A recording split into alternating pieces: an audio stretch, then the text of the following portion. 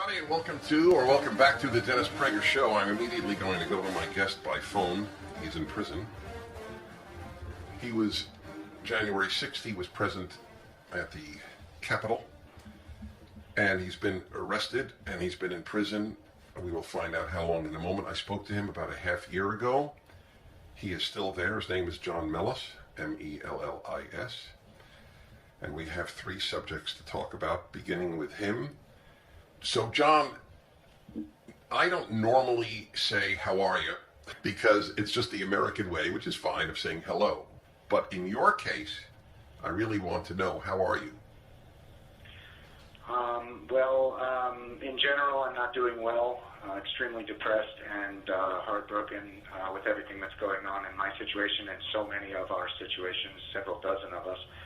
But I'm full of hope, and I've been drawn closer to God and to my walk with Him throughout this journey. First of all, I just want to thank you so much, Mr. Prager, for having me on the show and for really caring about the treatment of us January 6ers, especially the dozens of us here in the D.C. jail. It has been horribly inhumane, and I hope we can shed light on this issue so this never happens to American citizens again. I can go through a list of some pretty serious violations of human rights. I want you to, actually. I just want people to know that it is painful to me, and I'm not easily in pain, but it is painful to me to think that my beloved America has political prisoners. But it does, and it's the first time in my life that I've ever used the term with regard to America, just like the Soviet Union did. But we have Soviet types. They're called leftists. They are indistinguishable from the Soviet left. I'm not talking about liberals. They're just weak. But I'm talking about the left. So first, before the conditions in the prison, please tell me how long you've been there and how long do they expect to keep you there? So I've been locked up about 19 months so far with no bond. And do I still have you? We lost the line? That's odd. Wonder if the prison authorities are not happy with his speaking. Any idea, Sean, what might have happened? Interesting. 19 months. Without bond. People with armed robbery. People who beat people up in the street. People who wreck entire businesses. They're out. I don't understand. I would help raise the money for the bond, but they don't. I don't understand. There's no bond. Does he threaten this country like the leftists who ruined so many cities in 2020? How many of them are in prison for 19 months? Well, I don't know what happened, my friends. Are we trying to reestablish connection, Sean?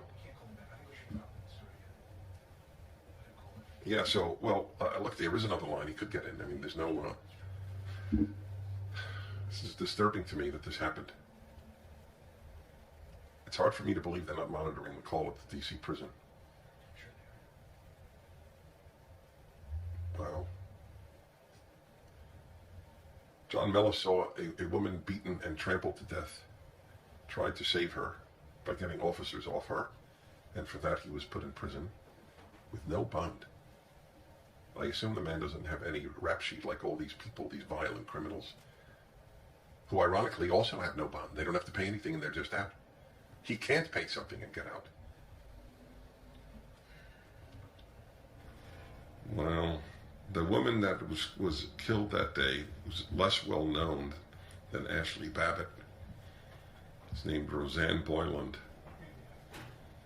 John, do you have any idea what happened? We have you back. Yes, sir. Well, the phones got cut off for just a second. I'm not sure exactly what happened, but sometimes this happens when there's an incident, and to be honest with you, it was just an incident. There was earlier, about 15 minutes ago, there was a lady came in with, it's called ERT, Emergency Response Team, which is like basically the internal SWAT team, the guards that are geared up and they have masks on, and they hid their name tags and they didn't acknowledge their names, and they came in and they took two Jan Fixer's Discovery out of their cell, their memory cards and their flash drives, so that which is all their evidence for their trials and their cases. I'm just getting the details of what happened specifically, but I do know they went into two men's cells and they all right. took their. Okay, look, you're the issue right now. So again, you were there 19 months. Is there a trial date set? I have no trial date set yet. I have still yet to have a bond hearing, so I'm going to be going up for that hopefully in the next few weeks, but it keeps getting continued for various reasons.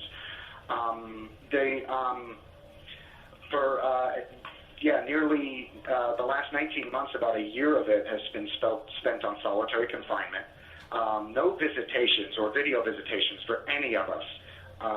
We have witnessed occasional beatings by racist correctional officers. One time, guards went into a man's cell in the middle of the night, zip-tied his hands and feet, and beat him within an inch of his life. He still can't see totally out of one of his eyes. Another one just a month ago was Garrett Miller. They opened his door and yelled at him to put his mask on while he was inside his cell. They put him in handcuffs, and then they yanked those handcuffs way up above his head, his wrists, nearly ripping his arms out of his sockets, carried him down the stairs and out of the pod. This is the kind of thing had a man, Jake Lang, punched in the gut and his head slammed on the wall for singing the national anthem. There's threats of violence regularly. We've had our food poisoned with eating chemicals before. There's and the poisoning of the food happens at certain times when this jail gets into trouble with the courts. One man had a cancer, and they were refusing him medical treatment, so the jail got held in contempt, and they were falsifying his medical documents and things like that, so they got held in contempt. The next day, our food was spiked with bleach or some kind of cleaning chemicals. There's black mold everywhere. The brown, stinky water out of our sinks, when we push the button to get water, it can be brown, yellow, it smells putrid. The grievance process here is completely broken. There is no due process. You can't complain about anything. We know the administration clearly hates us because we are Trump supporters, as evident by Deputy Warden Kathleen Landerkin's own tweets and social media posts that she's now deleted. But she had dozens of them where she was saying that she can't wait for white men to go extinct, and that F all Trump supporters and things of this nature. She's the deputy warden? The deputy warden, yes, sir. Mm-hmm. Wow. Is she still in that position? Oh, of course. I'm surprised they haven't given her Who was the chief? Who was the chief warden? I'm not total. There's so many names. There's deputy wardens, there's directors. Mm-hmm. I see. At this point. Do you have a public defender? I had a public defender.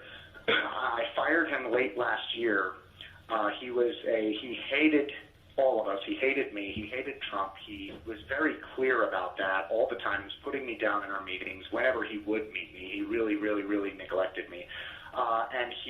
I, along with a dozen, the real big issue that I want to talk with you today about is Roseanne Boyland.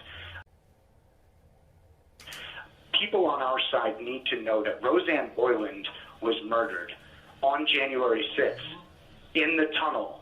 And there's at least a dozen men in here that witnessed that and tried to help, me included, and we're being threatened with 5, 10, 15 years in prison.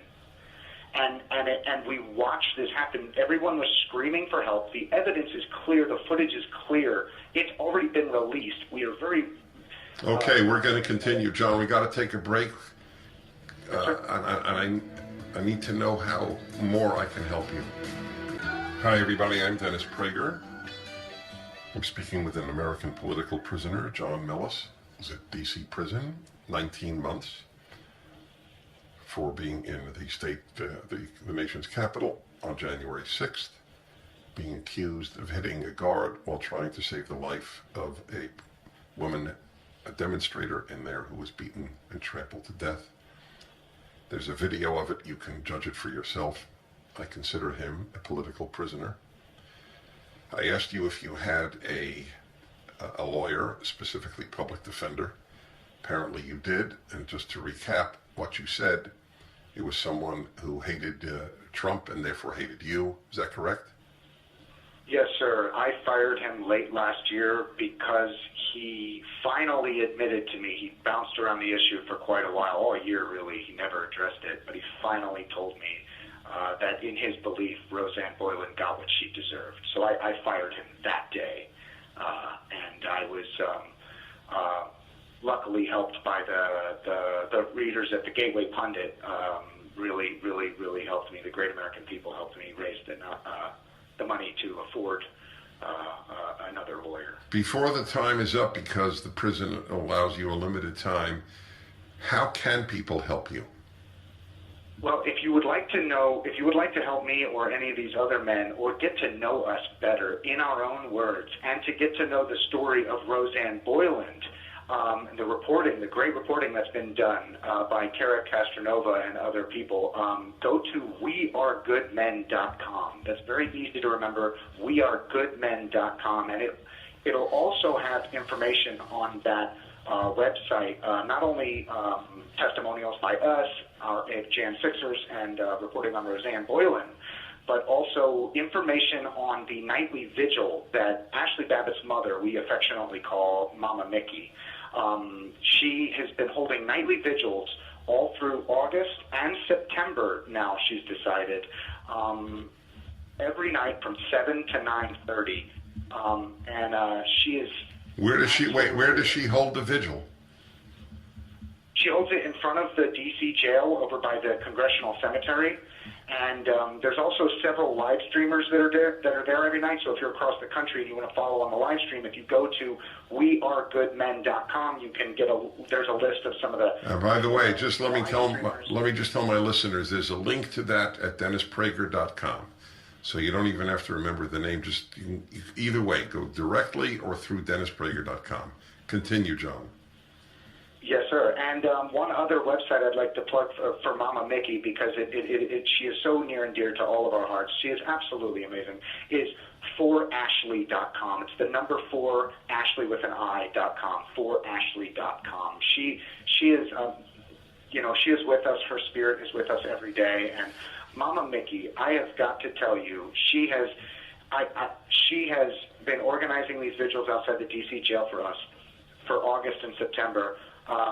She is clearly the spiritual leader of the Jan Sixers. We all love her, and it has been one of the great joys of my life to get to know her personally over the last year. You're a good man. I mean, you keep deflecting the attention onto others. I want to go back to you now. I'm very happy you mentioned Ashley Babbitt's mother, and that you mentioned the woman whom you saw killed in front of you, Roseanne Boyland. Back to you. How long were you in solitary confinement? I think it's like 270 days or something like that. So it's almost a year. I mean, it's close to a year of 23 hours in your cell, and the max we got was 2 hours out. So it's 23 or 22 hours in our cell straight every day. With no contact with another prisoner or anyone else? No visitors? No, sir. Yeah, no visit. Oh, visits. See, this is one of the craziest things in my experience, is that through all of this, all year, the abuses, the beatings, the solitary confinements, the poisoned foods, no video visitation and no physical visitation. We have no visit. We watch the other parts of the jail get visitation, contact visits and video visits. We are not allowed. It is. I have not seen my loved ones' faces in over a year and a half. My girlfriend, my son. I have a 14-year-old son. His voice is changing. He's taller than me now, from what people say. I miss my family dearly. One of the things I wanted to touch on is with the Roseanne Boyland situation.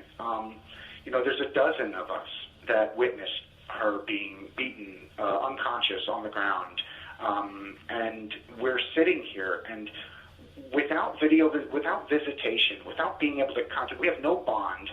We have mental health issues, and I'm going to say specifically, look, the screams for help, the screams of bloody murder that her friend and many other people were screaming there in that hallway while the cops were beating her unconscious body, haunt me at night. I need to speak to my family. I need to speak to even a therapist. I need some help coping with this. Is insane. They've locked me in a black mold infested, brown watered sink box for a year and a half, and with occasional beatings from racist correctional officers. I have no ability to get over the trauma that we all experienced that day. The video is clear. Officer Lila Morris beat Roseanne Boyland with a stick while she was unconscious on the ground. There's other witnesses that were unconscious on the ground. Tommy Tatum, Philip Anderson, they were unconscious. They were on the bottom of underneath the cops' feet and the pile of people that were being pushed over. They are out there speaking out, but people on our own side of the aisle are not even aware of the name Roseanne Boyland, and we need to do everything we can. Please go to wearegoodmen.com. There is a lot of reporting at the bottom of that page on the Roseanne Boyland situation, and spread that information. Make it go viral. We need everyone to know what happened to Roseanne Boyland and what they're doing to at least a dozen detainees, because we witnessed what happened to her. 5, 10, 15 years in prison we tried to help. It's very, where is, Mama Mickey has come out and she is speaking out for us. She is here 7 to 9:30 every night in front of this jail. The live streams on that website. Please, please, please show your support. Come out, watch the live streams. We need Steve Bannon to be covering this more than he is. We need Julie Kelly to be covering this more than she is. We love them both, but they're not covering it the way that they should be right now. We need them. Mama Mickey needs you. We need you. We need you. Do you have a lawyer now? Yes, sir. I have an amazing lawyer right now. I'm happy with him. Would you do me a favor? Please email me his contact. I want to talk to him. Yes, sir. Yes, sir. Absolutely. We should have him on, Alan. When I was much younger, I was active on behalf of Soviet dissidents. I went to the Soviet Union. I smuggled out letters from Soviet dissidents. And the thought never occurred to me that I would be speaking to an American dissident.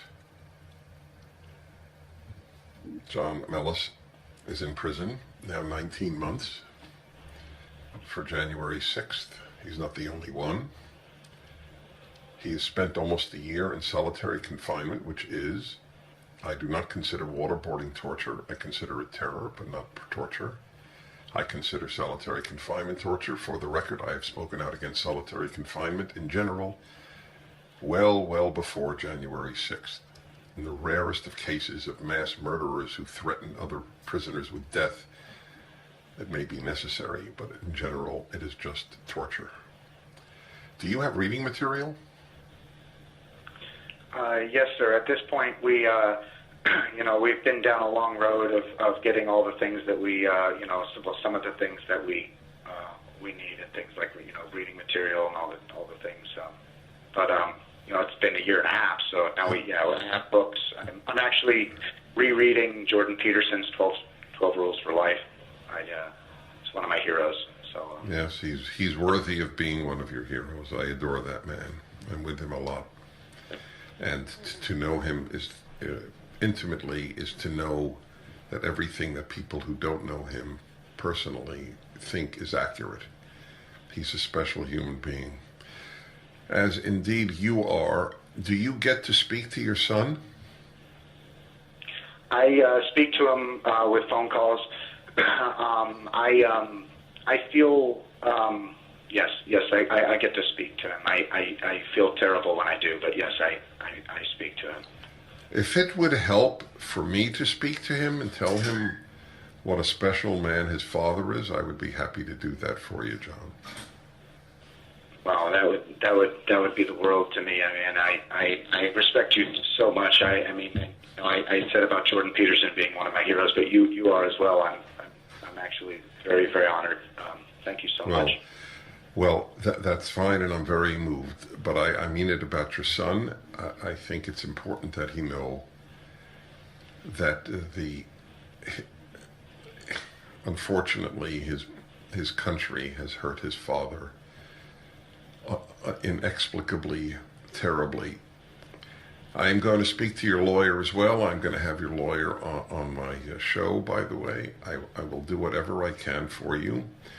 I will be in Washington in the very beginning of October for the release of the next volume of my Bible commentary. And now that I know about this vigil, I'm going to try to see if I can get there during my short stay in Washington. So right now, is everything in limbo? I mean, is nothing happening with you? Yes, sir. Everything's in limbo.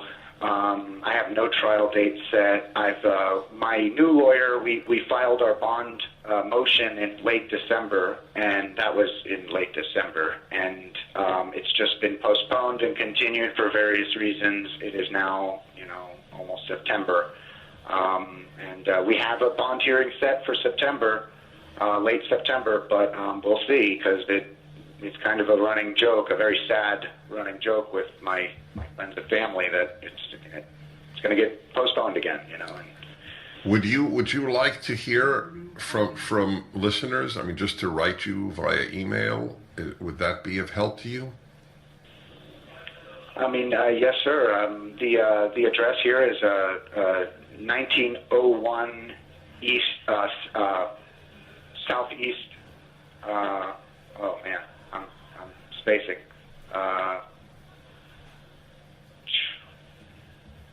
East Street, South. All right, maybe we'll put it up on at DennisPrager.com. Yes, sir. Yes, sir. 1901 Southwest E Street, Washington D.C. 20003. Right. So there's no email. There's only snail mail. Yes, sir. Yes. There is text messages if you get the Getting Out app. And there is text messages on a tablet. All right. Well, please know you have a big supporter in me, and we will be in touch, and I will do whatever I can. John Millis, believe it or not, you are a hero too. You need to know that. So God bless you. Okay, everybody, that was very tough.